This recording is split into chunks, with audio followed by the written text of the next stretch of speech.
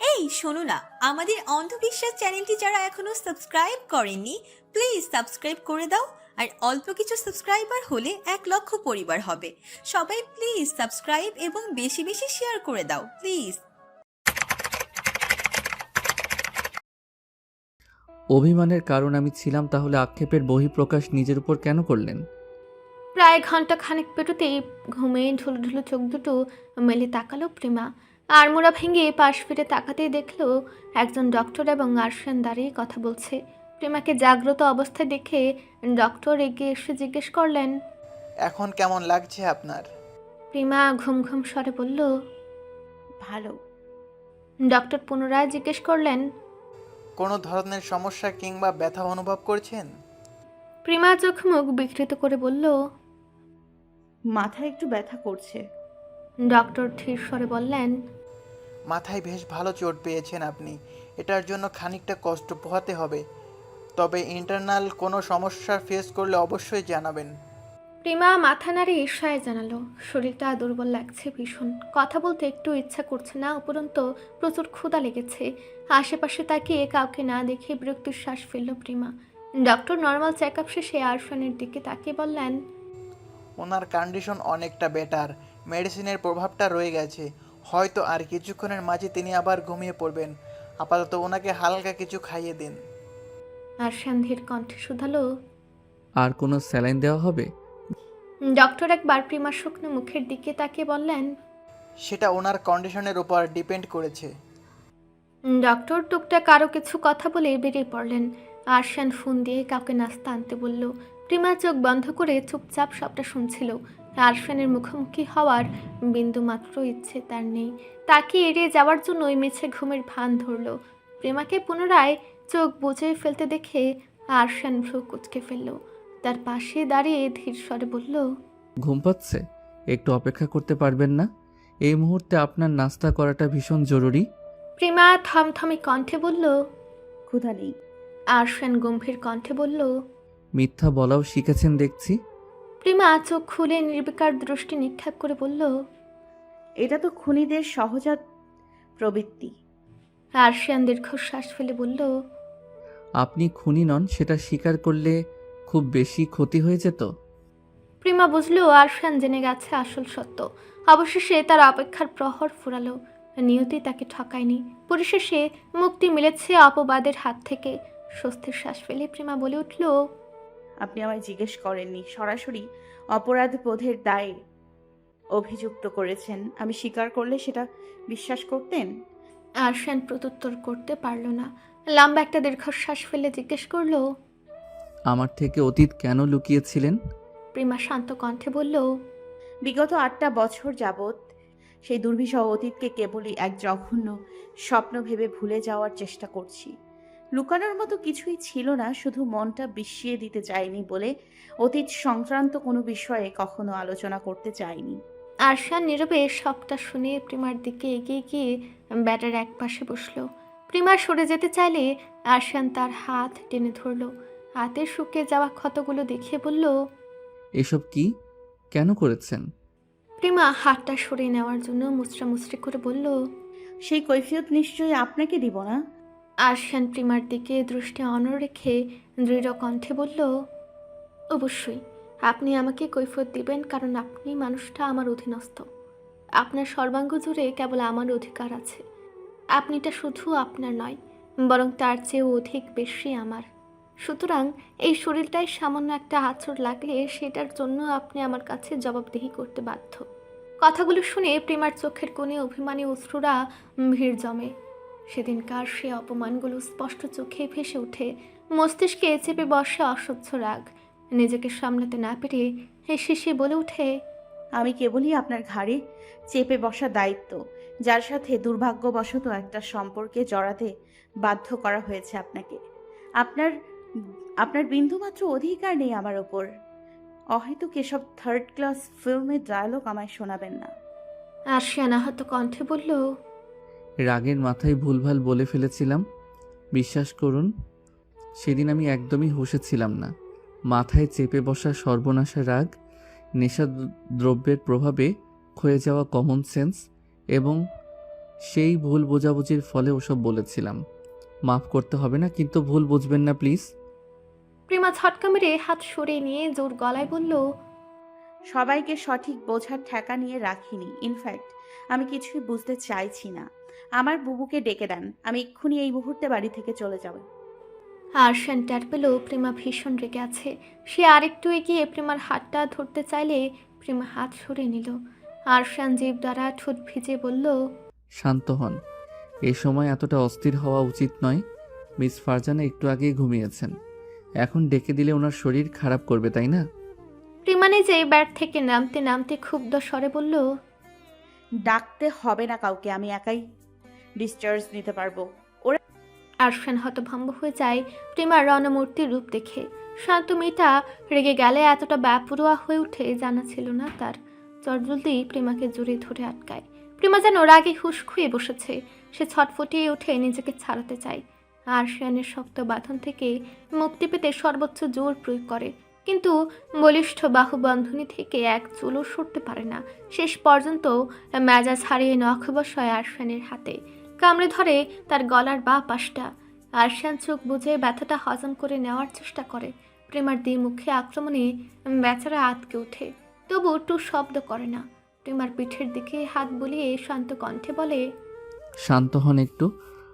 রেগে মেগে নিজের সাথে সাথে আমাদের বাচ্চাদেরও কষ্ট দিচ্ছেন আপনি। প্রেমার চওড়া মেজাজ খানিকটা থিতু হয়। বাচ্চার কথাটা কানে আসতেই থমকে যায়। ব্যাপারটা মস্তিষ্ক থেকেই বেরিয়ে গিয়েছিল তার। আরশান বিষয়টা জেনে যাবে সেটা কল্পনাতেও ভাবেনি প্রিমা। যাদের কথা ভেবে নিজেকে পুনরায় সামনে নিয়েছিল তারা শেষ পর্যন্ত থাকবে তো। আরশান জীবনেও নিজের সন্তানদের দাবি দেওয়া ছাড়বে না। তাহলে প্রিমার কি হবে? উদ্ভট চিন্তা মস্তিষ্কে জট পাকিয়ে ফেলে। প্রিমা শান্ত হয়ে শুধু আরশানের কাঁধে মাথা রেখে শূন্যে তাকিয়ে থাকে। চোখ বেয়ে টুপটাপ গড়ে পড়ে অশ্রু। আরশান আর চোখে প্রিমার দিকে তাকিয়ে পুনরায় শুধালো, কাঁদছেন কেন? এটা তো সুখবর, আমাদের সন্তানেরা আসতে চলেছে।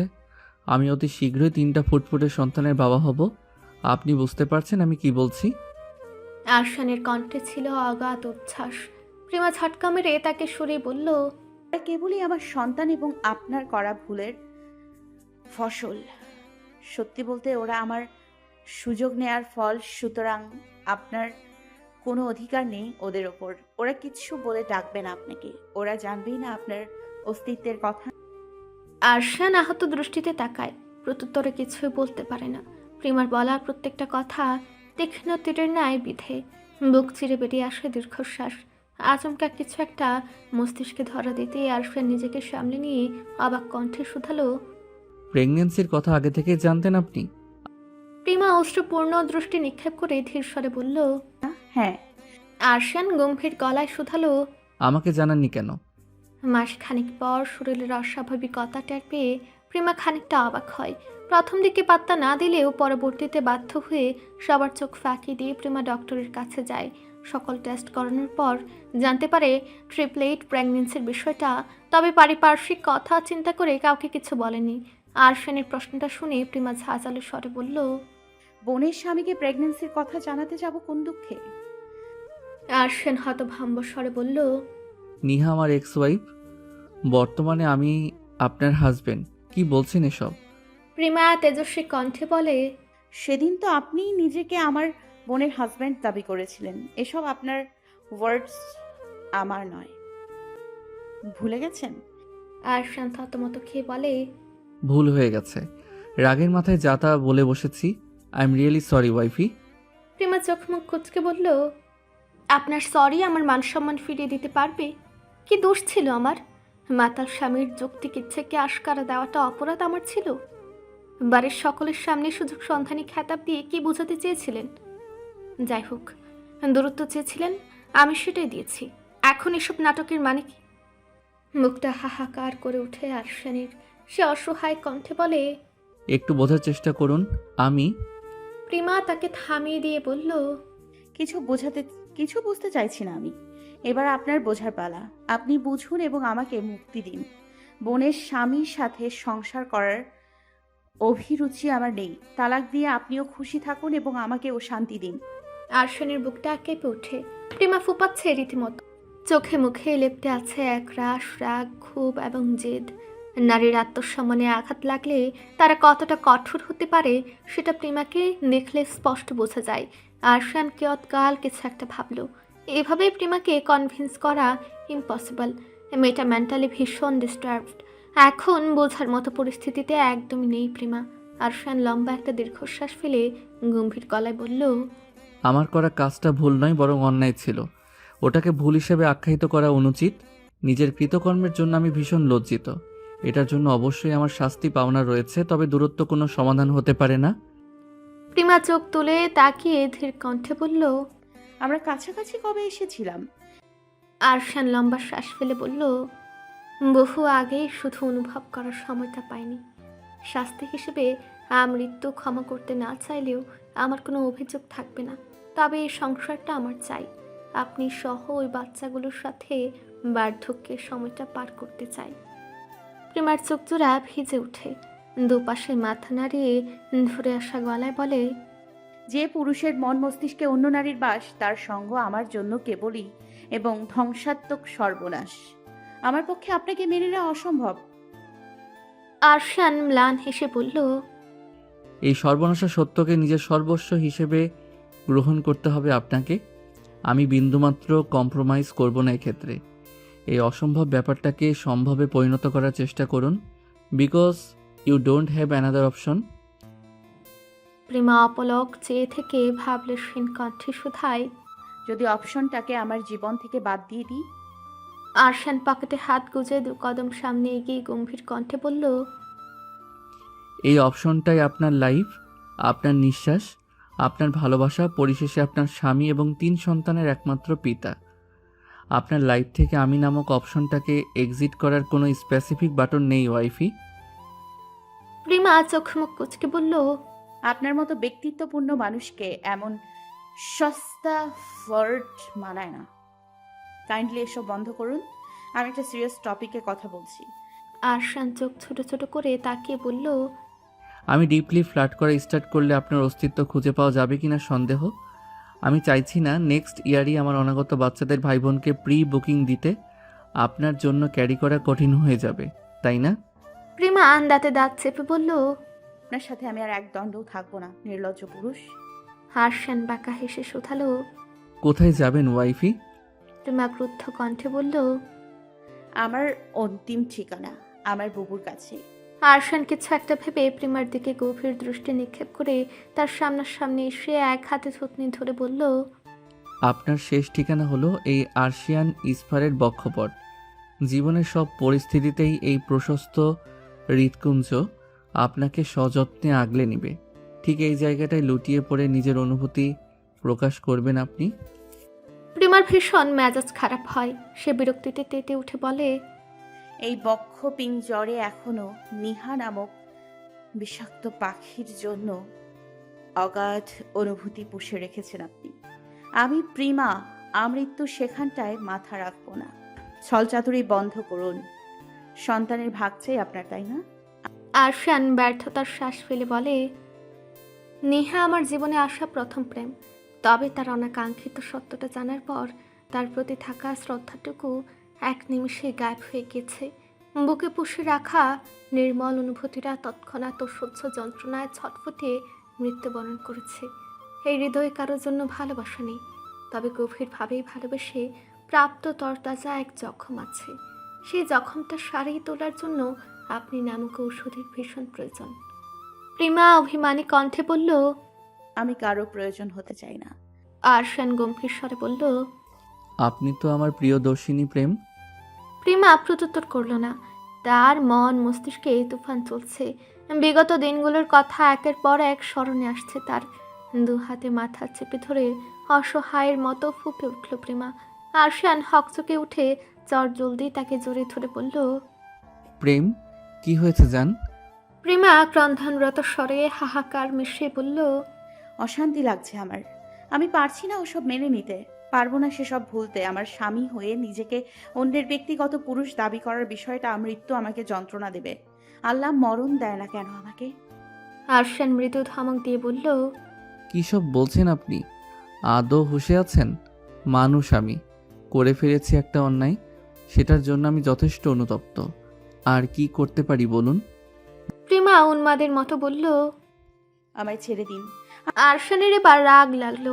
প্রিমার মুখটা উপরে তুলে বিনা বাক্যের সোজা তার অধরষ্ট দখলে নিল। রাগ ঝাড়ল না, বরং ভীষণ আজরের স্পর্শে প্রিমাকে বেসামাল করে তুলল। প্রিমা কিল ঘুষি মেরে সরতে চাইলে ভীষণ সাবধানে তার হাত দুটো ব্লক করে ফেলল। কিছুক্ষণ পেরোতেই প্রিমার শ্বাস নেওয়ার তোড়জোড় দেখে শেষ পর্যায়ে তাকে রেহাই দিল। দুজনে হাঁপাচ্ছে সমানভাবে। প্রিমা সম্পূর্ণ ভারটুকু ছেড়ে দিয়েছে আরশানের উপর। একটু নড়াচড়া করছে না বেচারি। আরশান তার রাগ দেখে ধীর কণ্ঠে বলল, ধরার আগেই ছাড়ার কথা বললেন বিধায় হালকা পাতলা নমুনা দেখালাম। পছন্দ হয়নি ওয়াইফি? প্রিমা হাঁপানোর সুরে বলল।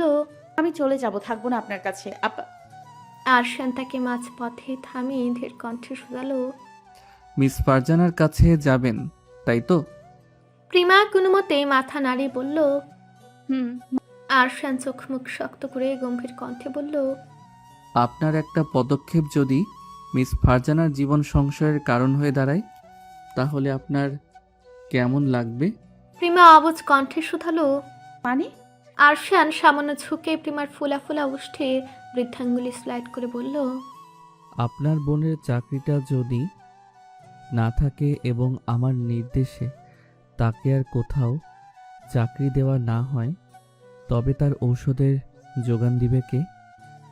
দুবেলা মেডিসিন মিস গেলে উনি তৃতীয় বেলা আদৌ সুস্থ থাকবেন তো? প্রিমা হতবাক কণ্ঠে বলল। আপনি এটা করতে পারেন না। আরশিয়ান অপলকভাবে প্রিমার দিকে চেয়ে থেকে ধীর কণ্ঠে বলল, প্রসঙ্গ যদি হয় আপনাকে নিজের সাথে বেঁধে রাখার, আমি অনায়াসে ভাঙব হাজারটা নিয়ম বারংবার। প্রিমা আরশানের টি শার্ট মুঠো পাকিয়ে ধরে বলল। আপনি আমার সাথে এমন করতে পারেন না। আরশান চুপ করে প্রিমার নাকের ডগায় চুমু বসিয়ে বলল, আমি সবই করতে পারি ওয়াইফি। আপনি যখনই আমার অবাধ্য হবেন, আমি তখনই সকল নীতি অগ্রাহ্য করে অনিয়ম করব। আপনি যদি ব্যাপারেও আরশান ইসফার চৌধুরীকে দেখতে চান, তাহলে এই অধম বান্দা কিভাবে নির্বাক থাকবে বলুন? আরশানকে ছেড়ে দিয়ে প্রেমা চুপচাপ বসে রইল। দম বন্ধ লাগছে তার। কি ভেবেছিল আর কি হলো? তার মস্তিষ্ক কাজ করা বন্ধ করে দিয়েছে। কোনো কিছু প্রসেস করতে পারছে না। আরশান তার অবস্থা দেখে বলল, একটু যদি প্যানিক করেন তাহলে নিজ দায়িত্বে আপনার ছটফটানি বানানোর কাজটা স্পেশাল ওয়েতে সম্পন্ন করব। আমি হুমকি দিচ্ছি না, জাস্ট ফ্যাক্ট বলছি। সুস্থ থাকুন এবং স্রেফ আমার হয়ে থাকুন, বাকি সবাই এমনিতেই ভালো থাকবে, বুঝেছেন?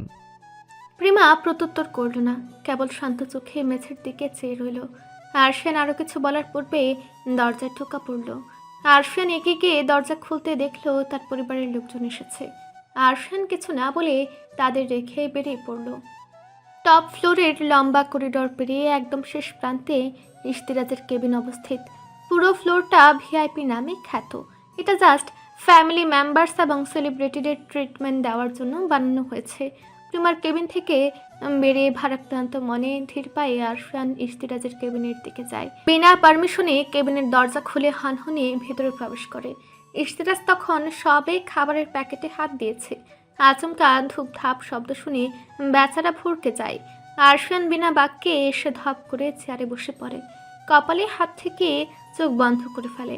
ইশতিরাজ নিশ্চুপে এতক্ষণ তার প্রতিক্রিয়া লক্ষ্য করে অতঃপর দাঁত কেলিয়ে বলে, কি হয়েছে দোস্ত? বেড কমফোর্টেবল ছিল না নাকি? তোর মুডের 12টা বেজে আছে কেন? আরশান চোখ থেকে হাত সরিয়ে রক্তিম দৃষ্টি নিক্ষেপ করে বলল, আজাইরা কথা বলিস না, ভাল লাগছে না এসব। ইশতিরাজ লম্বা শ্বাস টেনে ধীর কণ্ঠে বলল। দিচ্ছি অনেক বেশি রিয়াক্ট করেছে। আরশান ধরা গলায় বলল। She wants divorce. ইশতিরাজ স্থির দৃষ্টি নিক্ষেপ করে শান্ত গলায় বলল, স্বাভাবিক, তুই এত সেন্টি খাচ্ছিস কেন? তোর অনাগত বাচ্চাদের কাস্টাডি এনশিওর কর। বইয়ের প্রয়োজন পড়লে আর একটা বিয়ে করবি, না হয়।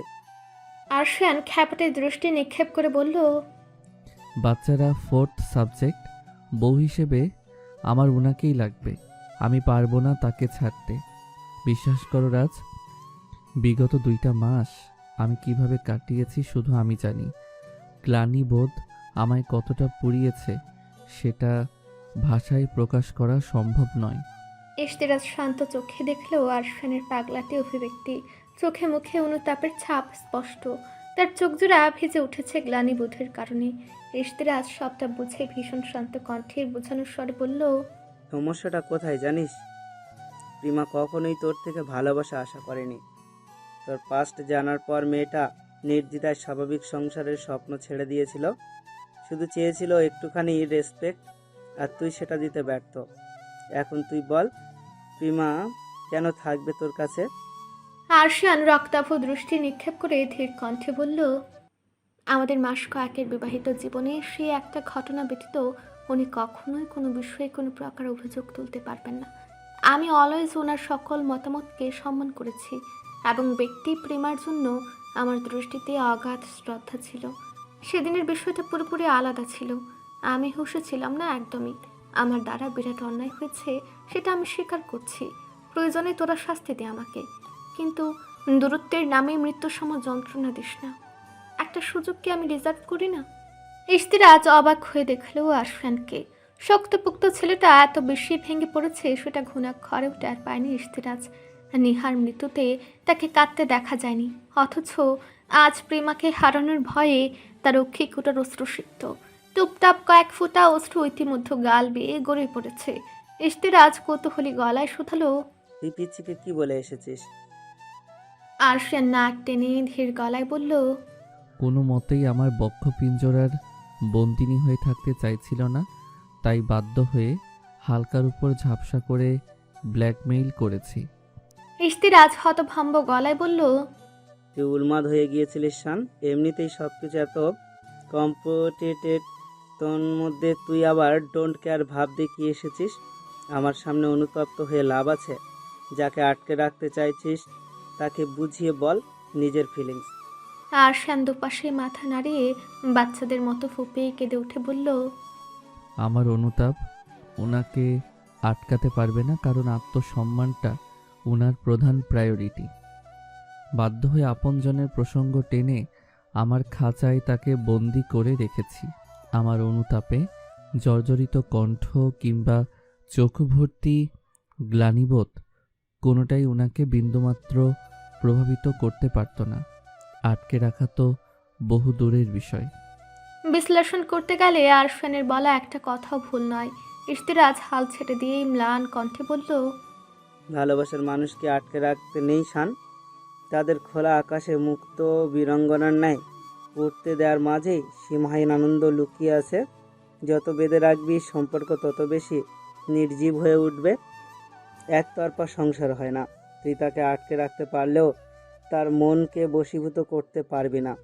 আরশান অন্যদিকে মুখ ফিরে ভাঙা কণ্ঠে বলল, তার মনের এক ছত্র আধিপত্য না পেলেও আমি তাকে আটকে রাখতে চাই। আপেক্ষিক ভালোবাসা আমার লাগবে না, আমার কেবলমাত্র তাকে চাই। যে কোনো কিছুর বিনিময়ে মৃত্যু তাকে আমার বন্দিনী করে রাখতে চাই। তাকে সুযোগ সন্ধানী বলার নিষ্ঠুর অপরাধের কারণে আজীবন যদি তাকে না ছোঁয়ার প্রতিজ্ঞাবদ্ধ হতে হয়, তবুও শেষ পর্যন্ত আমি তাকেই চাইব। সামান্য থেমে আরশান পুনরায় বলল, তার নির্লিপ্ত দৃষ্টি জোড়ায় আমি সুখ খুঁজে নিব। অভিমান বুকে পুষে বাধ্য হয়ে আমার প্রশস্ত বুকে মাথা রাখলেও আমি তাতেই শান্তি খুঁজে নিব। আক্ষেপের স্বরে হাজারটা কটুবাক্য শোনালে সেটাকে মধুর বাণী হিসেবে গ্রহণ করব। তবু বিচ্ছেদের ব্যাপারে সম্মতি জ্ঞাপন করব না। সর্বোপরি আমার তাকেই লাগবে। ইশতেরাজ হতবাক কণ্ঠে শুধায়, তুই একাকিত্বকে এতটা ভয় পাস, বিচ্ছেদে এত আপত্তি কেন তোর? আরশান ম্লান হেসে বলল, একাকিত্বের ভয়াবহতা কেবল তারা জানে যারা তীব্রভাবে কাউকে চাওয়ার পর রিক্ত বক্ষে একরাশ হাহাকার এবং মস্তিষ্কে তার কল্পচিত্র সাজিয়ে বসে আছে। কাঙ্ক্ষিত ব্যক্তিকে এক ঝলক দেখার চেষ্টায় তারা রোজ চাতক পাখির ন্যায় অপেক্ষা করে। সে ব্যক্তির কণ্ঠস্বর শোনার জন্য তারা প্রতি মুহূর্ত তৃষ্ণার্থ ব্যক্তির ন্যায় ছটফটায়। সেই ব্যক্তিকে নিজের করে পাওয়ার জন্য নির্ঘুম রাতে অসহায় হয়ে যায় নামাজে বসে মোনাজাতে শব্দহীন কান্নায় কত শত আর্জি জানায়, তার ইয়ত্তা নেই। এসব অনুভূতি সহ্য করার মতো সক্ষমতা আমার নেই রাজ। সামান্য থেমে আরশান পুনরায় বলল, কাব্যিক ভাষায় দূরত্ব রেখে সেই মানুষটাকে অন্যের সাথে সুখী থাকতে দেওয়াকে হয়তো প্রকৃত প্রেম বলে, কিন্তু বাস্তবিক অর্থে নিজের মানুষটাকে নিজের কাছে রাখার মাঝেই প্রকৃত সুখ বিদ্যমান। মানুষ যত বড়ই মহামানব হোক না কেন, নিজের সুখকে অন্য কারো বক্ষে শান্তিতে দেখলেও তাদের অস্তিত্বের রন্ধ্রে রন্ধ্রে অসহনীয় অশান্তি ছড়িয়ে পড়ে। আর রইল কথা বিচ্ছেদের, বিচ্ছেদের যন্ত্রণা কেবল তারা উপলব্ধি করতে পারবে যারা নিজের সর্বস্বটা দেওয়ার পরও অপর প্রান্তের মানুষটাকে আটকে রাখতে পারেনি। সেটা আরেক অবর্ণনীয় নীলাভ যন্ত্রণা, যা আজীবন মণিকোঠায় ক্ষণে ক্ষণে যাতনা সৃষ্টি করে, সুখের পরিসমাপ্তি ঘটায়। ইশতিরাজের মস্তিষ্ক কাজ করা বন্ধ করে দেয়। বিবেচনা করতে গেলে দুজনেই নিজ নিজ অবস্থানে সঠিক।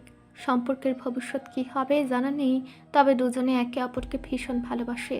সব চিন্তা ছেড়ে ফেলে ইশতিরাজ বলে, এখন কি করবে? আরশিয়ান চোখ মুখ মুছে ধীর কণ্ঠে বলল, মিস ফারজানাকে একটু ডেকে দে। ইশতিরাজ বিভ্রান্ত চোখে ওর দিকে একবার তাকিয়ে ফোন উঠিয়ে কল করলো কাউকে। কিছুক্ষণ পর কেউ একজন নক করলো কেবিনে। ইশতিরাজ অনুমতি দিতেই ফারজানা কক্ষে প্রবেশ করলো। ভেতরে ঢুকে আরশান এবং ইশতিরাজকে দেখে খানিকটা অবাকই হলো।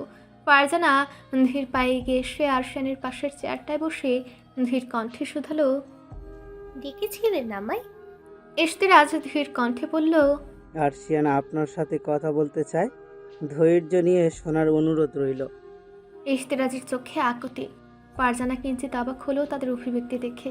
ফাঁকা ঢুক গেলে ধীরে সুস্থে বলল, বলুন, কি বলতে চান? খানিকটা সময় নিয়ে আরশান তার দিকে ফিরে মাথা নত করে কম্পমান কণ্ঠে বলল, মিসেস প্রিমার অভিভাবক আপনি। আমি জানি না চাইতেও আমি আপনাকে হার্ট করেছি, আমার ওয়াদা পালনে ব্যর্থ হয়েছি, কিন্তু বিশ্বাস করুন আমি স্বইচ্ছা এসব করিনি। আর ভিদের জালে পা দিয়ে বিরাট বড় অন্যায় করেছি আমি। আমার অপকর্মের জন্য আমি অনুতপ্ত। আপনাদের ইচ্ছে হলে আমাকে যে কোনো শাস্তি দিতে পারেন, আমার আপত্তি থাকবে না। শুধু একটাই অনুরোধ করছি, ওনাকে আমার থেকে দূরে সরিয়ে নেবেন না প্লিজ। আমার পক্ষে এই বিচ্ছেদ মেনে নেওয়া সম্ভব নয়। ফারজানা হতভম্ব চোখে তাকালো আরশানের দিকে। কান্নার ফলে স্নিগ্ধ মুখটা হালকা রক্তিম বর্ণ ধারণ করেছে। অপরাধ বোধের গ্লানিতে চোখ জোড়া নিমিলিত হয়েছে। সর্বদা দাম্ভিকতা নিয়ে চলাফেরা করা মানুষটা তার সামনে হাত জোর করে প্রেমাকে চাইছে। ব্যাপারটা হজম করতে কষ্ট হচ্ছিল তার। কিছুক্ষণ সময় নিয়ে কিছু একটা ভেবে ফারজানা দৃঢ় গলায় বলল, আপনার গ্লানিবোধ আমার বোনের মান সম্মান ফিরিয়ে দিতে পারবে না মিস্টার চৌধুরী।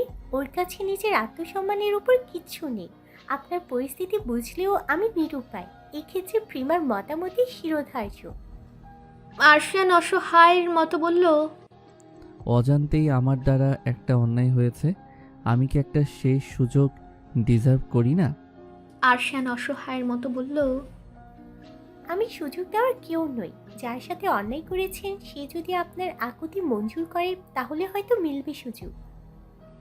আরশিয়ান অনুরোধের কণ্ঠে বলল, আপনার সাপোর্ট ভীষণ দরকার এই মুহূর্তে, প্লিজ আমাকে ফিরিয়ে দিবেন না। ফারজানা তার আকুতি দেখে কৌতূহলী কণ্ঠে শুধায়, আমার সাপোর্ট বলতে?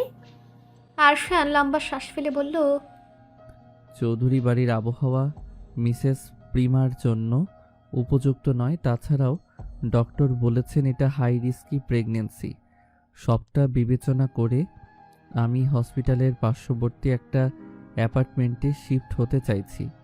সেই সাথে আপনাকেও অনুরোধ করছি আমাদের সাথে থাকতে। আমি ওনাকে একা ছাড়তে পারবো না, কিন্তু ওনার শখ অপূর্ণ রাখতে চাইছি না। ফারজানা ইতস্তত করে বলল, এটা সম্ভব নয়। আমি আরশিয়ান উদ্বিগ্ন গলায় বলল, মিসেস প্রিমার মেন্টাল কন্ডিশন ভীষণ নাজুক। এই পরিস্থিতিতে আমি একা ওনাকে কোনোভাবে সামলাতে পারবো না। আপনার অস্বস্তি বোধ হবে না এতটুকু সিউরিটি আমি আপনাকে দিচ্ছি। আপনার অ্যাপার্টমেন্ট আলাদা হবে এবং সমস্ত খরচ অফিস বহন করবে। এখান থেকে যাতায়াতেও বেশ সুবিধা হবে আপনার। একটু ভেবে দেখুন, অফারটা কিন্তু চমৎকার। ফারজানা কিছু একটা ভেবে বলল, ঠিক আছে, আমি সম্মতি দিব, তবে এক শর্তে। আরশান কাপা কণ্ঠে শুধালো, কি শর্ত? ফারজানা দীর্ঘশ্বাস ফেলে বলল, অতীত পাল্টানোর সক্ষমতা আমাদের নেই। যা হয়েছে তার জন্য আপনি যথেষ্ট অনুতপ্ত।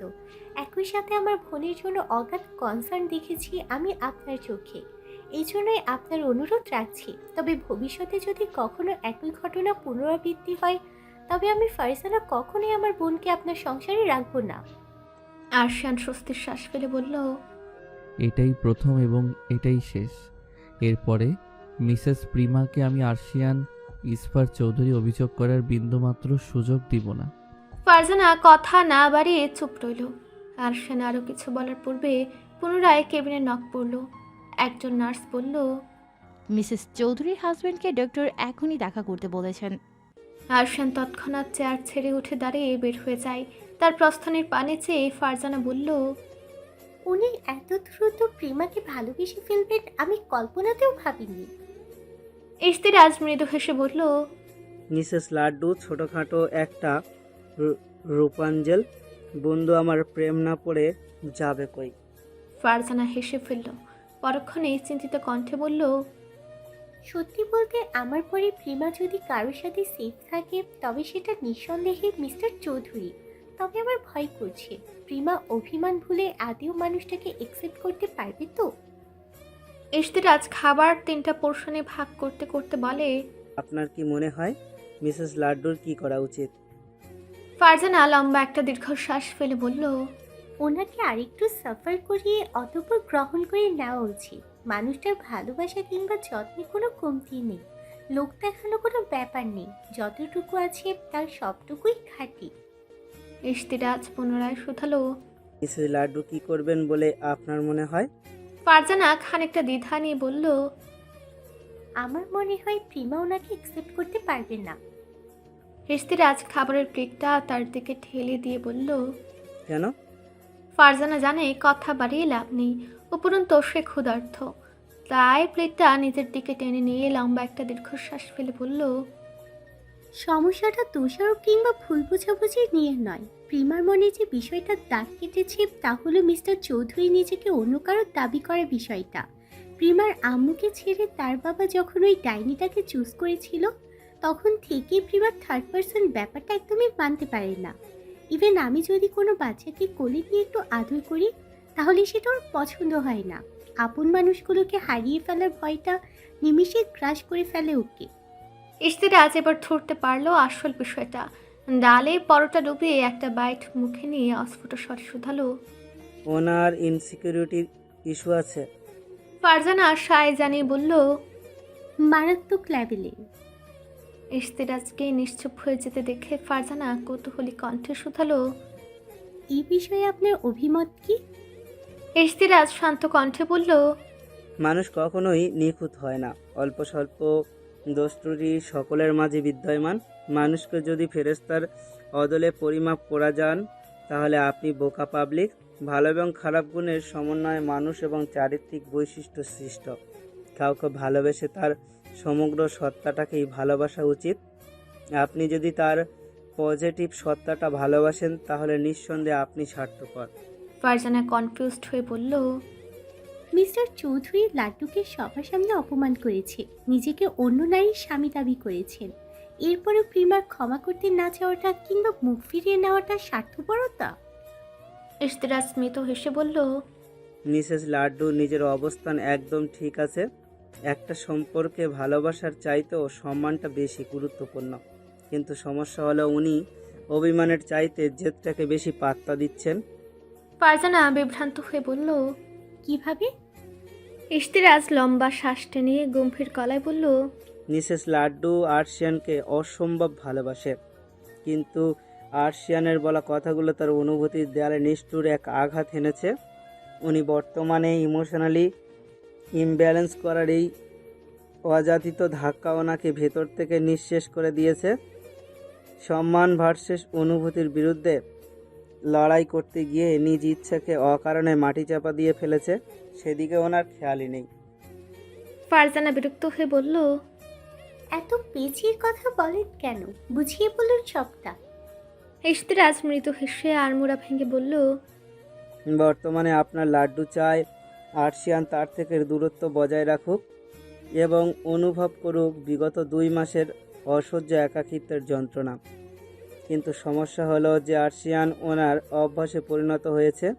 এটা স্বীকার করতে উনি একদমই চাইছেন না।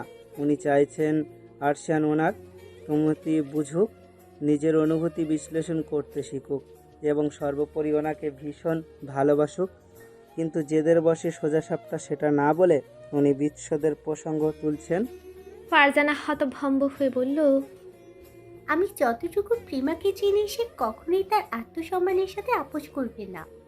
ইশতেরাজ বিরক্ত হয়ে বলল, আত্মসম্মানের গানটা বন্ধ করে আগে বাস্তবতা বোঝেন। আল্লাহ মানুষকে মুখ দেখে কুণ্ডলি পড়ে ফেলার মতো চমৎকার সক্ষমতা প্রদান করেননি, সেটাও মাথায় রাখা উচিত আপনাদের। সেই ভিডিওটা সম্পূর্ণ রিয়েল, এটা যাচাই করার পরই প্রিমাকে দোষ দেওয়া হয়েছে। ছাদ থেকে পড়ে নিহা মরেছে, মনটা জানানো হয়েছিল, সুতরাং এখানে শানকে দোষারোপ করার কোনো যুক্তিই নেই। ইশতেরাজ সামান্য থেমে আবার বলল, এবার আসি দ্বিতীয় প্রসঙ্গে। আর্শিয়ানের জীবনের প্রথম প্রেম হলো নিহা। তার স্ত্রীর প্রতি কতটা স্বচ্ছ অনুভূতি থাকলে 8টা বছরে একটা পুরুষ একলা জীবন পার করে, সেই আইডিয়া আছে আপনার? আর্শিয়ান যখন জানতে পারে নিহাকে মার্ডার করা হয়েছে তখন থেকে সে পাগলের মতো খুনিকে খুঁজছে, কিন্তু ক্লু না থাকায় সকল প্রচেষ্টা ব্যর্থ ঘোষিত হয়। শুধুমাত্র নিহার ভ্রম থেকে বেরিয়ে আসার জন্য শানকে কত শত সাইকিয়াট্রিস্টের শরণাপন্ন হতে হয়েছে তার সাক্ষী একমাত্র আমি। শান যখন জানতে পারে নিজের অতীত ভুলে যেই নারীর সাথে ভবিষ্যৎ সাজানোর পরিকল্পনা করছে সেই নারী তার প্রথম প্রেমের খুনি, তখন তার ভায়োলেন্ট হয়ে ওঠাটা খুব অযৌক্তিক কিছু। ফারজানার মাথা ভন ভন করে ঘুরতে থাকে। সে প্রিমার বিষয়টায় কেবল আমলে নিয়েছিল, শানের দিকটা বোঝার চেষ্টাও করেনি। কিন্তু ঘটনা তো একপাক্ষিক হয় না কখনো। বেচারা কতটা সাফার করেছে সেটা ভেবেই খারাপ লাগছে তার। ইশতেরাজের প্রশ্নের জবাবে ফারজানা ধীর কণ্ঠে বলল, হুম। ইশতেরাজ পুনরায় গম্ভীর গলায় বলল, সেই মোমেন্টে দাঁড়িয়ে একজন স্ত্রী হিসাবে মিসেস লাড্ডুর উচিত ছিল না ওকে না রাগিয়ে ঠান্ডা মাথায় সবটা খুলে বলা? আর্শিয়ান আগেই ভায়োলেন্ট হয়ে যাসনি মিস জানা। আপনার লাড্ডুর কোল্ড বিহেভিয়ার তাকে বাধ্য করেছে ভায়োলেন্ট হতে। আমি আর্শিয়ানকে নির্দোষ বলছি না। নিজেকে স্ত্রীকে তার অধিকার নিয়ে প্রশ্নবিদ্ধ করাটা অবশ্যই অন্যায়, কিন্তু তাকে সেই পর্যায়ে উপনীত করার জন্য মিসেস প্রিমাও কিন্তু দোষী। আবেগের বশীভূত হয়ে বলেছেন আর্শিয়ানের উচিত ছিল প্রিমাকে বোঝা। আমি আপনাকে প্রশ্ন করছি, একজন স্ত্রী হিসাবে মিসেস প্রিমা কতটুকু আর্শিয়ানকে বুঝেছে? মিসেস প্রিমা জানেন না আর্শিয়ানের কেমন ব্যক্তিত্বের মানুষ। কথাটা ধরে অভিমান করার আগেই বুদ্ধি খাটিয়ে ব্যাপারটা সমাধান করা যেতে পারত না? হেসে ফিরে নিজেকে নিহার দাবি করলেও বেহুশ অবস্থায় কেবল আপনার লাড্ডুর নাম জপেছে মাতাল আর্শিয়ান। লোকে বলে মাতালেরা না বলে না। আপনার বোন দ্বিতীয় বিষয়টা ধরে সরাসরি বিচ্ছেদ বেছে নিচ্ছে, তাহলে প্রথম বিষয়টার জন্য সংসার করার সিদ্ধান্ত নিচ্ছে না কেন? ফারজানা প্রত্যুত্তর করতে পারে না। একটা যুক্তিও অযৌক্তিক নয়। আর্শিয়ানের দোষ থাকলেও সে বিচ্ছেদের মতো ভয়াবহ শাস্তি ডিজার্ভ করে না। সব কিছু তালগোল পাকিয়ে যাচ্ছে কেমন যেন। কিছু একটা মনে পড়তেই ফারজানা শুধালো, মিস্টার চৌধুরী ওর অভ্যাসে পরিণত হয়েছে, সেটা কিভাবে বুঝলেন? ইশতেরাজ ভাবলেশীন গলায় উত্তর দিল, এত কিছুর পরও শুধুমাত্র শানকে এক পলক দেখার জন্য বিগত 2 মাসে উনি বহুবার বেলকনি থেকে উঁকি দিয়ে পার্কিং এরিয়ায় তাকিয়ে থাকতেন। ওনার ফোনের সার্চ লিস্টের সর্বত্র আর্শিয়ানের নাম বিচরণ করেছে। কখনো ওনার ভয়েস শোনার ইচ্ছে শুনলে শানের অফিসের রেকর্ডের প্রেজেন্টেশনগুলো দেখেছে। কান্না করতেন উনি। এসব কি নির্দেশ করে? ফারজানার মাথা হ্যাং হয়ে যায়। ইশতেরাজের কথার বিপরীতে বলার মতো কিছুই খুঁজে পায় না। বুকের ভেতরটা ভার হয়ে আসে। এত কমপ্লিকেটেড ব্যাপারটা আদৌ ঠিকঠাকভাবে সমাধান হবে তো? শেষ পর্যন্ত গিয়ে প্রিমা সুখী হবে তো? ফারজানা থম মেরে কিছুক্ষণ বসে থাকে। অযাচিত ভাবনায় মস্তিষ্ক তোলপাড়। এরপর আর কোনো কথা হয় না। দুজনে নিজের মতো করে নাস্তায় মনোনিবেশ করে। ফারজানা খাওয়ার সময় খেয়াল করে ডালে একটা মশলা কিংবা মরিচ নেই। বিষয়টাতে একটু খটকা লাগলেও ফারজানা কিছুই বলল না। খাবার শেষ হতেই প্লেট রাখতে গিয়ে দেখলো তার ডালের সব মশলা আগে থেকেই বেছে ফেলে দেওয়া হয়েছে, অথচ ইশতিরাজ নিজের ডালের একটা মশলাও ফেলেনি। উল্টো খাওয়ার সময় বড্ড বিরক্তি নিয়ে সেগুলো সরিয়ে সাইডে রাখছে। অনাকাঙ্ক্ষিত যত্নটুকু ফারজানার মনে দাগ কাটে। মাঝে মধ্যে সে আসলে ইশতিরাজ চরিত্রটাকে বুঝতে পারে না। ফারজানাকে তাকিয়ে থাকতে দেখে রাজ এক টুকরো ডাল মাখানো পরোটা তার দিকে এগিয়ে দিয়ে বলল, আমার খাবারের দিকে নজর কেন দিচ্ছেন লাড্ডুর আম্মা? ফারজানা থতমত খেয়ে পরোটার টুকরোটি মুখে পুরে বলল, আমি নজর দিইনি, আমি তো যা। ইশতিরাজ তার ঠোঁটের পাশে লেগে থাকা ডালের উচ্ছিষ্ট অংশটুকু বা হাতের বৃদ্ধাঙ্গুলি দিয়ে মুছে দিতে দিতে বলল, আপনাকে এক্সপ্লেনেশন দিতে হবে না ম্যাডাম, আমি জানি আপনার সাথে তর্কে জীবনে আমি জিতব না। সো আই স্যালেন্ডার, বাট নিজের প্রতি একটু যত্নশীল, নয়তো অন্য কেউ খুব বাজেভাবে নিয়ন্ত্রণ হারিয়ে ফেলবে। ফারজানা তার কথার মানেটা বুঝতে পেরে শিউরে ওঠে। সে অস্ফুট স্বরে বলল, এসব কোন ধরনের সতর্কবার্তা? ইশতিরাজ স্মিত হেসে বলল, অ্যাডাল্ট ডিক্লাইমার ম্যাডাম, বুঝতে সমস্যা হচ্ছে? বর্ণনাটা সহ বিস্তারিত বুঝিয়ে দেব? ফারজানা হতভম্ব কণ্ঠে বলল, একদমই না, চুপ করুন এবং চোখ সরান। ইশতিরাজ হা করে হেসে বলল, মিস লাজরানি, আপনার সেন্স অফ হিউমার দেখে আমি শিহরিত। যাক, আমার কষ্টটা একটু কমলো। অ্যাটলিস্ট হাতে কলমে সব কিছু বুঝতে হবে না, এটাই ঢের বেশি। ফারজানা স্তব্ধ দৃষ্টি নিক্ষেপ করে আমতা আমতা করে বলল, কি মিন করতে চাইছেন আপনি? ইশতিরাজ স্থবির দৃষ্টি নিক্ষেপ করে বলল, আপনার সাথে সংসার করতে চাওয়ার ইচ্ছেটাকে মিন করছি আমি। বুঝে না বোঝার ভান কেন করছেন আপনি? ফারজানা থতমত খেয়ে বলল, এটা অসম্ভব। নিষেধ করার পরও এসব টপিকে কথা বলছেন কেন আপনি? ইশতিরাজ ভাবলেশহীন কণ্ঠে বলল, আপনার নিষেধাজ্ঞা মানতে হবে এমন কোনো বাধ্যকতা আছে নাকি মিস জানা? ফারজানা এবার কঠোর গলায় বলল, আমার প্রসঙ্গে আপনি কতটুকু বলবেন কিংবা কতটুকু স্কিপ করবেন সেটা বলার রাইট আমার অবশ্যই আছে। ইশতিরাজ ম্লান হেসে শুধালো। এটা অসম্ভব কেন?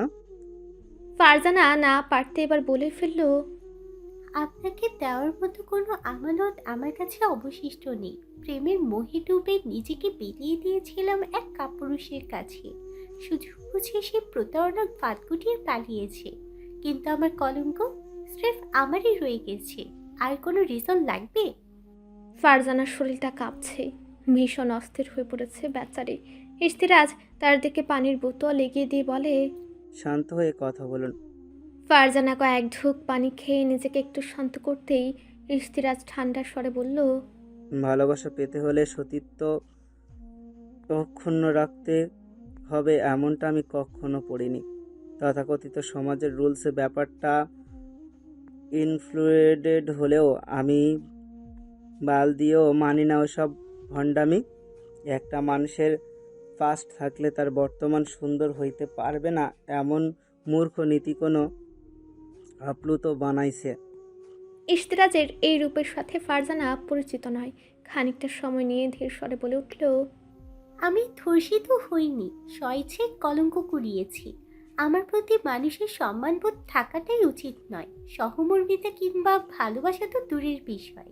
ইশতিরাজ আলতো হেসে বলল, আবেগের বশীভূত হয়ে বিবেক হারিয়ে ফেলাটা আমি সমর্থন করি না, কিন্তু একতরফা দোষ দিলেই কেবল সুবিচার হয়ে যায় না মিস জানা। আপনি কেন কাজটা করেছিলেন বলেন তো? শুধুমাত্র আপনার ভালোবাসার মানুষটাকে আটকে রাখার জন্য? যে মানুষটার আগাগোড়া কেউ নেই, সে তার ব্যক্তিগত মানুষটাকে আগলে রাখার জন্য কলঙ্কিত হয়েছে। এখানে আমি দোষের কিছু দেখছি না, শুধু অনুভব করতে পারছি বোকা রমণীর একপাক্ষিক বৃথা প্রচেষ্টা। ফারজানা হার মেনে বলল, এসব জাস্ট 2 দিনের মোহ। কয়দিন যাক, নতুন কাউকে পেলে ওসব ঠুনকো অনুভূতি জানালা দিয়ে পালাবে। ইশতিরাজ কঠোর গলায় বলল, সবাই দুর্জয় শাকিল চৌধুরী নয় মিস জানা। ফারজানার বুক ধক করে ওঠে। কতদিন পর নামটা শুনলেও তার হিসেব নেই, কিন্তু অন্তপুরে নিরাশ শক্তি ব্যতীত অন্য কোনো অনুভূতি ধরা দিল না। বেচারি কাপা স্বরে বলল, আপনি এসব জানলেন কিভাবে? ইশতিরাজ পেপার ওয়েটটা ঘোরাতে ঘোরাতে বলল, আমার কলিজার উপর যার এককালীন রাজত্ব ছিল তার খোঁজ খবর নেওয়াটা খুব অস্বাভাবিক কিছু। ফারজানা আতঙ্কিত স্বরে বলে। অহেতুক পাগলামি করছেন আপনি। ইশতেরাজের হাতটা থেমে যায়। ফারজানার ঘরমাক্ত মুখশ্রী অবলোকন করে ফাঁকা ঠুক গেলে তার চোখের দিকে তাকিয়ে গম্ভীর স্বরে বলে। ভালোবাসি আপনাকে। ফারজানা আতকে উঠে বলে। ঘৃণা করি শব্দটাকে। ইশতেরাজ ব্যাকুল কণ্ঠে বলল। ভালোবাসা গ্রহণ করতে হবে না, শুধু আমার হয়ে যান। আমি একবারও ভালোবাসার আর্জি জানাবো না, কেবল নীরবে নির্ভৃতে আপনাকে অনুভব করব। ফারজানা দুপাশে মাথা নাড়িয়ে উন্মাদের মতো বলে। কখনোই না। ইশতিয়াকের কণ্ঠে আকতে মিশিয়ে শুধালো। আপনার পোস্ট ব্যতীত এই ব্যক্তি ইস্তিরাজকে রিজেক্ট করার কোনো স্পেসিফিক রিজন আছে? যদি থাকে তাহলে আমি কথা দিচ্ছি সেই রিজনটা মুহূর্তের মধ্যে ভ্যানিশ করে দিব। আমি কিন্তু আমার আপনাকেই চাই। ফারজানার মাথায় তখন কেবল এই পরিস্থিতি কাটিয়ে ওঠার প্ল্যান ঘুরছে। বেশ কিছুক্ষণ ভাবার পর ভীষণ শান্ত কণ্ঠে ফারজানা বলল। আপনি একজন সিঙ্গার এবং তার পাশাপাশি টুকটাক মডেলিং করেন, যার ফলস্বরূপ আপনাকে হাজারটা মেয়ের সান্নিধ্যে যেতে হয়। এই একটা বিষয় যথেষ্ট নয় আপনাকে রিজেক্ট করার জন্য? গান ইশতেরাজের প্রাণভোমরা। প্রফেশন হিসেবে সবসময় ওটাকেই সব থেকে বেশি প্রাধান্য দিয়ে এসেছে সে। কেউ যদি জিজ্ঞেস করে তার প্রফেশনের কথা, তবে সর্বপ্রথম সে নিজেকে সিঙ্গার দাবি করে। তার অস্তিত্বের সাথে মিশে থাকা বিষয়টাকে নিয়ে ফারজানার আপত্তি দেখে কলিজা ছিঁড়ে আসবে রীতিমতো। ইশতেরাজ হতভম্ব কণ্ঠে বলে। কাজের ক্ষেত্রে মেয়েদের সান্নিধ্য যাওয়ার আর পরকিয়া করা সেম বিষয় নয় মিস জানা। ফারজানা ধরে আসা গলায় বলল। ঘর পোড়া গরুর সিঁদুরে মেঘ দেখলে ভয় পায়, আমার অবস্থাও একই। ইশতেরাজ নিশ্চুপে কিছুক্ষণ ভাবে, অতঃপর ম্লান হেসে নীরব কণ্ঠে বলে। আমি ইস্তিরাজ চৌধুরী আপনাকে কথা দিচ্ছি ম্যাডাম, লাস্ট একটা কনসার্টে বিদায় সম্ভাষণ নিয়েই এই সিঙ্গিং ক্যারিয়ারের ইতি টানবে আমি। অতঃপর আমার কণ্ঠনালী নিঃসৃত প্রত্যেকটা গান ও গিটারের সুর আমৃত্যু কেবল আপনাকেই উৎসর্গ করে গাইব। এবার বলুন, আমার এই বক্ষ নরম দুর্গের একমাত্র ঘরণী হবেন মিস জানা? ফারজানা আতকে ওঠে রীতিমতো। তিরতির করে কাঁপতে থাকে পুরো শরীর। ইশতেরাজ তার অবস্থা বুঝে চেয়ার ছেড়ে উঠে এসে তার পাশের চেয়ারে বসে একটা পানির বোতল এগিয়ে দিয়ে ধীর কণ্ঠে বলে। এক্ষুনি উত্তর লাগবে না, যতটা দরকার ততটা সময় নিন। কিন্তু দিন শেষে আমার নগ্ন বক্ষে আপনার অনাবৃত দেহটা আগলে দেওয়ার অধিকার আমার চাই, চাই। ফারজানা বিষম খেল। মুখের পানি ছিটকে গিয়ে ইশতেরাজের উপর গিয়ে পড়ল। ইশতেরাজ চোখ বুজে ব্যাপারটা হজম করে নিল। ফারজানা এদিক ওদিক চেয়ে সেখান থেকে বেরোনোর বাহানা খুঁজতে লাগলো। পরিশেষে টেবিলের উপর আধ খোলা খাবারের আলাদা পোর্শনটুকু দেখিয়ে প্রশ্ন করলো। ওটা কার জন্য রেখেছে? ফারজানার টপিক ঘোরানোর ব্যাপারটা বেশ ভালো মতো বুঝলো ইশতেরাজ। সে আর ফাজলামি না করে সহজ গলায় বলল। আরশিয়ান কাল রাত থেকে না খাওয়া, কখন জানি প্রেশার বাবাজি লাল সালাম দিয়ে বসে, তার ইয়াত্তা নেই। ডাক্তারের কেবিন থেকে বেরোলেই ওকে খাওয়ানোর যুদ্ধে নামবো, তাই অস্ত্র সাজিয়ে রেখেছি। ইশতেরাজের কথায় বেশ হাসি পেলেও ফারজানার। আরশিয়ান আর তার সম্পর্কটা চমৎকার। এতে উতে করে ফারজানা আমতা আমতা করে বলল। আপনি তাহলে আপনার বন্ধুর সেবা যত্ন করুন, আমি বরং আমার লাড্ডুর কাছে যাই। কথাটুকু বলে ফারজানা উঠে চলে যেতে নিলে ইশতেরাজ তার লম্বা চুলের বেনুনি ধরে আটকায়। ফারজানা পিছু ফিরে শ্রাগ করে বলে। টিজ করছেন? ইশতেরাজ চেয়ারের সম্পূর্ণ ভার ছেড়ে দিয়ে পেছনে হেলে পায়ের উপর পা তুলে বসেছিল। মুখে তার মৃদু হাসির ছটা। ফারজানার কথার প্রত্যুত্তরে দৃঢ় কণ্ঠে সে বলে উঠল। আপনার মুখবয়ের কথায় ভয় কিংবা অস্বস্তি ছিটে ফোটা দেখতে যাচ্ছে না মিস জানা। তাহলে এটা ট্রিজিং হলো কিভাবে? ফারজানা এগিয়ে এসে ইশতেরাজের শক্তপোক্ত হাতের বাঁধন থেকে নিজের চুল ছাড়ানোর চেষ্টা করে বলল। আপনি একটা ডাকাত। ইশতেরাজ বাঁকা হেসে বলল। তাহলে আপনার পবিত্র হৃদয়টা ছিনিয়ে নি। ফারজানা থমকে গেল। ইশতেরাজের কৌতূহলী মুখ পানে চেয়ে বলল। ওটা কবে কাঠিন্যতার কবলে পড়ে পাথুরে অবয়ব ধারণ করেছে। মরিচাধার মূল্যহীন জিনিস চিনলে আপনার বিন্দুমাত্র লাভ হবে ডাক্তারবাবু। আপনি বরং জহরতের খোঁজ করুন। ইশতিয়াক তার কথা শুনে আলতো হেসে বেনুনি ধরে সজোরে টান দেয়। বেচারি ফারজানা হুমড়ি খেয়ে ইশতিয়াকের বুকের উপর আছড়ে পড়ে।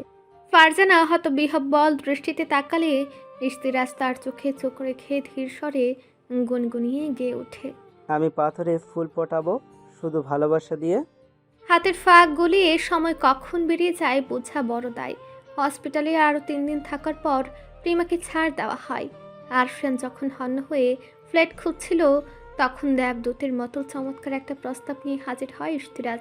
হসপিটালের পাশেই তার 8 তলা বিশিষ্ট বাসা রয়েছে। প্রত্যেকটা ফ্লোরে আছে 3টা করে ফ্ল্যাট। ইশতিয়াক যেই ফ্লোরটাতে থাকে সেটা সম্পূর্ণ ফাঁকা। ইশতিয়াকের প্রস্তাবটা শুনে আরফিয়ান বিরক্তি করেনি, বরং সানন্দে রাজি হয়। আরফিয়ান প্রিমার সাথে আফিয়া চৌধুরী এবং আরিয়ান চৌধুরীও সেই একই ফ্ল্যাটে শিফট হন। ফারজানা নিজের শখের চিলে কোঠা ছেড়ে হাজির হয় ইশতিয়াকের ফ্ল্যাটে। সময় পেরোনোর সাথে সাথে সব কিছু নিজের গতিতে এগিয়ে চলছে। ফারজানার সান্নিধ্যের পাশাপাশি আরিয়ান চৌধুরী এবং আফিয়া চৌধুরীর অতিরিক্ত যত্নের ফলস্বরূপ প্রিমার মানসিক অবস্থার পরিবর্তন ঘটেছে। শারীরিক অসুস্থতা অনেকটা কমে এসেছে। তবে এত কিছুর মাঝে আরফিয়ান এবং তার সম্পর্কের কোনো পরিবর্তন আসেনি। প্রথম দিকে কিছুটা ক্ষোভ প্রকাশ করলেও প্রিমা পরবর্তীতে একেবারে নিশ্চুপ হয়ে যায়। আরফিয়ানের উপস্থিতি কিংবা অনুপস্থিতি তাকে ভাবায় না। একই ঘরে একসাথে থাকলেও দুজনে নিজেদের আলাদা জগতে বাস করে। আরফিয়ান শত চেষ্টা করেও প্রিমার মন গলাতে পারেনি। উল্টো দিনকে দিন মেয়েটা আরও নির্লিপ্ত হয়ে উঠেছে। জোর জবরদস্তির সংসারের বেদনা বেশ ভালোই টের পাচ্ছে আরফিয়ান। তবে দিন শেষে তার হৃদয়ে একরাশ শান্তি বিরাজ করে। ক্লান্ত শরীরে ঘরে ফিরে প্রিমার অভিমানী মুখটা দেখতেই মনটা চনমনে হয়ে ওঠে। নানান অজুহাতে প্রিমার পাশাপাশি থাকার মুহূর্তগুলো বেশ এনজয় করে সে। টুকিটাকি খুনসুটি করার সময় প্রিমার রাগী দৃষ্টি দেখে আনমনেই হাসে। প্রিমার প্রেগন্যান্সির 14 সপ্তাহ চলমান। মানসিক পরিবর্তনের পাশাপাশি তার শারীরিক পরিবর্তনও ঘটেছে। হালকা স্বাস্থ্য কিছুটা ভারী হয়েছে। মেদহীন উদর বেশ খানিকটা স্ফীত হয়েছে। মেয়েটাকে বেশ আদুরে দেখায়। বহু কষ্টে লোভী আরফিয়ান নিজেকে কড়া শাসনে রাখে। মাঝে মধ্যে নিয়ন্ত্রণ হারিয়ে প্রিমাকে একটুখানি জড়িয়ে ধরলে মেয়েটা ভীষণ রাগ দেখায়। আরফিয়ান নিরুপায় হয়ে ফিরে আসে। কি আর করার, পাপ যখন করেছে শাস্তি তো পেতেই হবে। আরফিয়ান একটু একটু কাছাকাছি গেলেও ডিপলি কখনোই প্রিমাকে কাছে টানার চেষ্টা করেনি। কেননা প্রিমার মিসক্যারেজ হওয়ার সম্ভাবনা ছিল প্রবল। এজন্যই ডক্টর অন্তরঙ্গতার বিষয়ে নিষেধাজ্ঞা জারি করেছিলেন। মিসক্যারেজ হওয়া থেকে বাঁচাতে প্রতি সপ্তাহে 1টা করে ইনজেকশন দেওয়া হতো প্রিমাকে। বেচারা একদম কাহিল হয়ে পড়তো সে বিষাক্ত মেডিসিনের প্রভাবে। বেচারা আরফিয়ান তার যন্ত্রণা দেখে নিজেও আটকে উঠত, কিন্তু সান্ত্বনা দেওয়া ছাড়া আর কিছুই করার ছিল না তার। রোদেলা দুপুর অফিস থেকে ফিরে নিজের ঘরে ঢুকতেই আরফিয়ান দেখল প্রিমা চুল ছেড়ে ব্যালকনির সোফায় গা এলিয়ে বসে আছে। খুব সম্ভবত চুল শুকাচ্ছে। প্রিমার ক্যাশর দিকে তাকাতেই আরফিয়ানের বুক চিরে বেরিয়ে আসলো দীর্ঘশ্বাস। প্রেগন্যান্সির ভয়াবহ সিমটমের দেখা না মিললেও বেচারির চুলগুলোর দশা হয়েছে বেহাল। ঘন সিল্কি এবং শয়নের চুলগুলো একদম নির্জীব হয়ে গেছে। আরফিয়ান চোখ ফিরিয়ে হাতের ব্যাগটা সাইডে রেখে শার্টের বোতামগুলো আনবাটন করতে করতে শুধালো, চুল পুরোপুরি শুকায়নি, রোদের তেজ অনেক, অসুস্থ হয়ে পড়বেন কিন্তু। প্রিমা চোখ বন্ধ করে বসেছিল। আরফিয়ানের কথা শুনে একবার চোখ মেলে তাকিয়ে অতপর অন্যদিকে চোখ ফিরে নিল। আরফিয়ান কথা না বাড়িয়ে চুপচাপ ওয়াশরুমে চলে গেল। শাওয়ার নিয়ে বেরিয়ে আসতেই দেখল প্রিমা ব্যাডে বসে আছে। হুট করে তার মাথায় দুষ্টু বুদ্ধি চাপলো। ভেজা টাওয়ালটা প্রিমার হাতে দিয়ে ধপ করে মেঝেতে বসে মাথাটা তার দিকে এগিয়ে দিয়ে নাটুকে স্বরে বলল, আমার ভীষণ ক্লান্ত লাগছে, মাথাটা একটু মুছে দেন। আরফিয়ানের অনাবৃত দেহে কেবল একটা ট্রাউজার রয়েছে। গোসল সেরে বেরোনোর ফলস্বরূপ সৌম্য দেহের সর্বত্র পানির অস্পষ্ট ছাপ বিদ্যমান। প্রিমা আলতো হাতে টাওয়েলটা তুলে নিয়ে আরফিয়ানের শরীরে থাকা পানিগুলো আলতো করে মুছে দিয়ে অতঃপর মাথা মুছে দিতে লাগলো। আরফিয়ান ভীষণ অবাক হলো। সে ভেবেছিল প্রিমা হয়তো নাকচ করবে। অপ্রত্যাশিত যত্নটুকু পেয়ে শানের আহ্লাদে মনটা নেচে উঠল। নাটকে ভাবটা বজায় রেখে কণ্ঠে মেকি ক্লান্তির ভাব এনে বলল, আমার ভীষণ ঘুম পাচ্ছে, কিন্তু এই ভেজা চুল নিয়ে ঘুমালে সাইনাসের সমস্যা বাড়বে। আমি কি আপনার পায়ের উপর আমার মাথাটা অল্প সময়ের জন্য রাখতে পারি? প্রিমা ভীষণ শান্ত কণ্ঠে বলল, রাখুন। আরশিয়ান পুনরায় হকচকে ওঠে। ফাঁকা ঢুক গেলে সামান্য এগিয়ে প্রিমার কোমর জুড়ে ধরে তার উড়োতে মাথা রাখে। মিষ্টি একটা সুবাসে তার মন প্রাণ উচ্ছ্বসিত হয়। লোভ সামলাতে না পেরে প্রিমার স্ফীত প্যাটে আলতো করে উষ্ণ চুম্বন এঁকে দেয়। প্রিমা একটু কেঁপে ওঠে, অস্ফুট স্বরে বলে, কি করছেন? আরশিয়ান মৃদু হেসে বলে, আদর করে দিচ্ছি। প্রিমা নিজেকে সামলে নির্লিপ্ত স্বরে শুধায়, ভীষণ ভালোবাসেন ওদের, তাই না? আরশিয়ান স্থিত হেসে বলে, আমার অস্তিত্বের অংশ তারা, তাদের তো ভালোবাসতেই হবে। প্রিমা তাচ্ছিল হেসে শুধায়, সন্তানদের নিজের কাছে রাখার জন্যই এত নাটক সাজিয়েছেন বুঝি? আরশিয়ান মাথা তুলে অবাক কণ্ঠে শুধালো। কি বললেন? প্রিমা শান্ত চোখে চেয়ে কঠোর গলায় বলল, ভুল কিছু বলেছি? আমাকে আটকে রাখার একমাত্র কারণ ওরা, সেটা খুব ভালো মতো জানি আমি। অবশ্য সন্তানের ভাগ কে না চায়।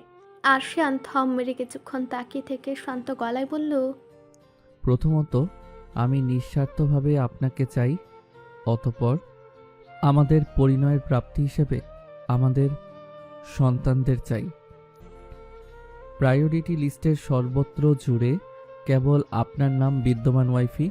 প্রিমার চোখ জোড়া অশ্রুতে ভিজে ওঠে। ঠোঁট কামড়ে কান্না আটকে কাপা স্বরে বলে, এসব কথা আপনার মুখে একদমই মানাচ্ছে না। 2 মাস আগেও যেখানে নিজেকে ভিন্ন নারীর স্বামী দাবি করেছিলেন, সেখানে ঝট করে আমার নাম এসে যাওয়ায় ব্যাপারটা যে পুরোটাই নাটক, সেটা বুঝতে আর বাকি নেই আমার। আরশিয়ান হাল ছেড়ে দিল। হতাশার শ্বাস ফেলে শুধালো, আর কি কি বুঝেছেন প্রেম? প্রিমার চোখ বেয়ে অঝোর ধারায় অশ্রু গড়াচ্ছে। মুখে লেপ্টে আছে একরাশ রাগ এবং জেদ। সে ফুঁসে উঠে বলল, বুবুর চাকরি কেড়ে নেওয়ার রিজন দেখিয়ে ব্ল্যাকমেল করেছিলেন আপনি। আমার অসুস্থ মস্তিষ্ক ব্যাপারটা ধরতে না পারলেও সুস্থ হওয়ার পর বুঝেছি ওসব জাস্ট মেকি হুমকি ছিল। আপনি এমন ব্যক্তিত্বের মানুষ নয়। শুধুমাত্র নিজের সন্তানদের আটকে রাখার জন্য নিজেকে নিকৃষ্ট ব্যক্তিত্বের মানুষ প্রমাণ করতে চেয়েছেন আপনি। আরশিয়ান পলকহীনভাবে চেয়ে থেকে বলল, আমার দেওয়া একটা হুমকিও অহেতুক কিংবা বৃথা ছিল না। আপনাকে আটকে রাখতে চাওয়ার প্রয়াস করতে গিয়ে ব্যক্তিত্বের সাথে সাথে হুঁশ খুইয়ে বসেছি, অথচ আপনার একটু মায়া হচ্ছে না? মা একটু থমকালো, ফাঁকা ঢুক গেলে বলল, আপনার অযৌক্তিক কথাবার্তা শুনতে চাইছি না একদমই। আপনাকে কিছু গুরুত্বপূর্ণ কথা জানানোর আছে, বলবো? আরশিয়ান চাতক পাখির ন্যায় চেয়ে থেকে বলল। বলুন ওয়াইফি। প্রিমা টলমল চোখের অশ্রু আটকানোর বৃথা চেষ্টা করে দৃঢ় কণ্ঠে বলল, পারিপার্শ্বিক সবকিছু বিবেচনা করে আমি একটা সিদ্ধান্ত নিয়েছি। আমার পক্ষে সেদিনের জঘন্য অপমানটা ভোলা সম্ভব নয়। সবকিছু ভুলে এই সংসারে মনোনিবেশ করা আমার পক্ষে অসম্ভব। উপরন্তু আমি চাই না যে আমার অনাগত সন্তানেরা আমাদের কোল জুয়ার দেখে বড় হোক। সুতরাং এই অসুস্থ সম্পর্ক বয়ে বেড়ানো বোকামি ব্যতীত কিছুই নয়। আপনার সন্তানদের আপনার কাছে বুঝিয়ে দিয়ে আমি এই দায়িত্ব নামক সম্পর্ক থেকে ইস্তফা নিতে চাই। আরশিয়ান হতবিহ্বল কণ্ঠে শুধালো, কী সব বলছেন আপনি? আমাদের সম্পর্কে টানাপোড়েন চলছে ঠিকই, কিন্তু এটা অসুস্থতা নয়। আপনার কি মুড সুইং হচ্ছে? বড্ড অসংলগ্ন কথাবার্তা বলছেন আপনি। প্রিমা ক্রন্ধনরত স্বরে কঠোরতা মিশিয়ে বলল, একদম যুগ উপযোগী সিদ্ধান্ত নিয়েছি। আপনার মতো ক্ষমতাসীন ব্যক্তির সাথে লড়াই করার আমার কাম্য নয়। আপনি নামক অন্যের স্বামীটাকে গ্রহণ করার সামর্থ্য আমার নাই। সুতরাং this is the best decision.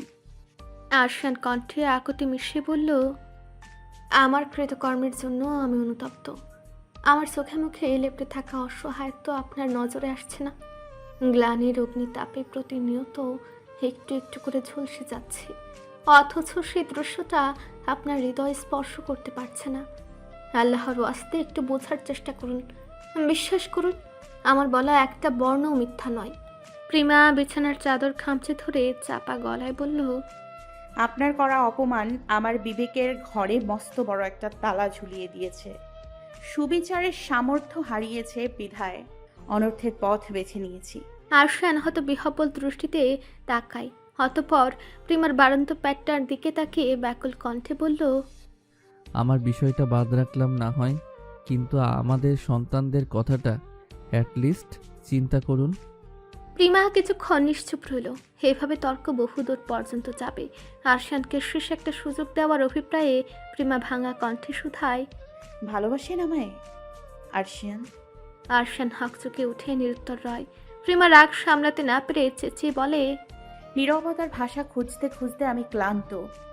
এবার আখরি স্বীকারোক্তি চাইছি, ভালোবাসেন আমায়? আরশান ফাঁকা ঢুক গেলে প্রিমার অস্ত্র ভেজা আঁখি জোড়ায় নির্নিমেষ তাকিয়ে থেকে স্বল্প স্বরে জবাব দিল। না। জবাবটা শ্রবণ ইন্দ্রিয়ে পৌঁছাতেই অশ্রু জল চোখ দুটো ধীর গতিতে বন্ধ করে ফেলল প্রিমা। বুকটা অসহনীয় ব্যথায় নিষ্পেষিত হচ্ছে। বুকের বাপাসটা ডোলে মৃত্যুসম যন্ত্রণাটা কমানোর চেষ্টা করলো, অথচ ব্যথা কমার বদলে এর তীব্রতায় তার সুশ্রী মুখশ্রী নিমিষেই নীলাভ বর্ণ ধারণ করলো। কি আশ্চর্য, সে কি মারা যাচ্ছে? সামান্য একটা স্বীকারোক্তি আদৌ মানুষকে মৃত্যুর দ্বার প্রান্তে পৌঁছে দিতে পারে?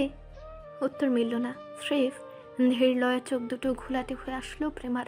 অল্প বিস্তর ভারী হওয়া শরীরটা ছেড়ে দিলেও নরম গালিচার সফেদ বিছানায় বন্ধ চোখের কার্নিশ পেয়ে গড়ে পড়ল অক্ষি কুটুরে জমাট বদ্ধ আক্ষেপ মিশ্রিত যন্ত্রণার সূচক উষ্ণ নোনা পানি। নিয়মিত ভালোবাসার গল্প শুনতে এবং পড়তে আমাদের অন্ধবিশ্বাস চ্যানেলটি সাবস্ক্রাইব করে পাশে থাকা বেল আইকনটি ক্লিক করুন। ধন্যবাদ সবাইকে।